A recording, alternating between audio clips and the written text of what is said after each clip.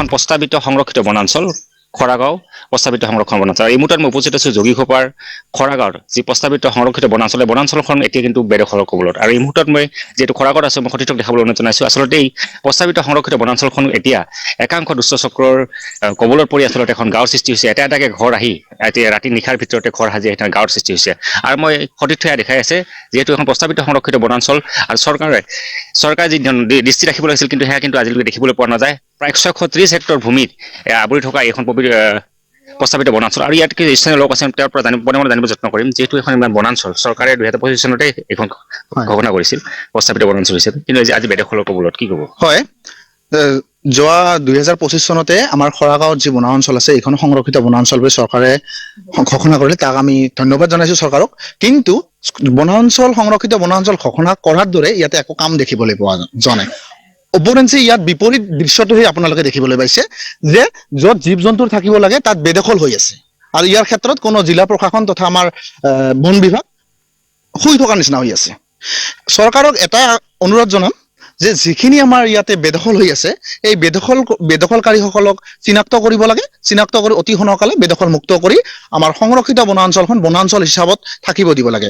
আৰু লগতে আৰু এটা কথা কম মই যে সংৰক্ষিত বনাঞ্চলৰ কাষতে যদি আমি চৰকাৰে কাঠৰ মেল দিবলৈ অনুমতি দিয়ে, তাতে বনাঞ্চলৰ ওচৰত এখন কাঠৰ মেল হলে নিশ্চয় আপোনালোকে গম পাব যে সেই অঞ্চলত পাহাৰখনত কিবা গাছ থাকিব নেকি। আজি চাওক আমাৰ সংৰক্ষিত বনাঞ্চলখনত এটা ডাঙৰ গছ দেখিবলৈ নাপাওঁ, কাৰণ কিয় এই কাঠৰ মেলবিলাক ওচৰত যে ইয়াতে আওপকীয়া কৰি হলেও প্ৰশাসন বন বিভাগ তথাপিও আমি চৰকাৰকে দোষাৰোপ কৰিম। সেই কাঠৰ মেলবিলাকতো নিশ্চয় কাৰোবাৰ আশীৰ্বাদ আছে, সেই আশীৰ্বাদৰ ফলত সেই কাঠৰ মেলবিলাক চলাই আছে।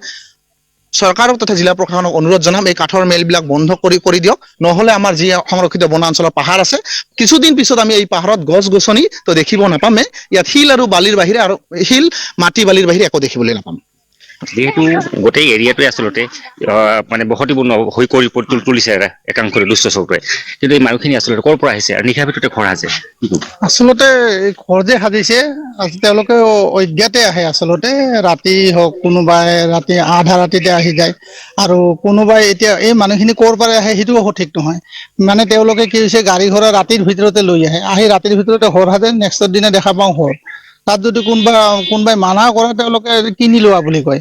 এই কাৰ পৰা কিনিছে মানে ইয়াৰে মানে আগতে আহি তেওঁ মাটি দখল কৰিলে, তাৰ পিছত এইবিলাক তেওঁলোকে বেছি তেওঁলোকে নিজৰ মাটি বুলি কৈ বেছি। আৰু কি হৈছে কাষতে 1 বিঘামান হেৰি আছে, পাট্টা মাটি আছে, সেইটো দেখুৱাই মানে তেওঁলোককে মানে ভুল এটা ৰাস্তাত দেখুৱাইহে মাটিটো বিক্ৰী কৰে।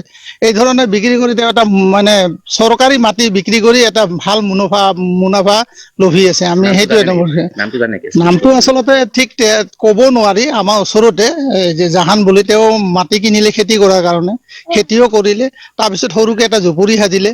এই জুপুৰি সাজাই আৰম্ভ, আৰু তাৰপিছত আজি এটা কালি এটা এনেকে আহি ইয়াত মই দেখিছো আজি প্ৰায় 30-40 ঘৰ মানুহ। সেইটো চাইডতো ঠিক ছেইম কণ্ডিশ্যন, সেই তাতো 30-40-50 ঘৰ, ইটো চাইডতো আছে।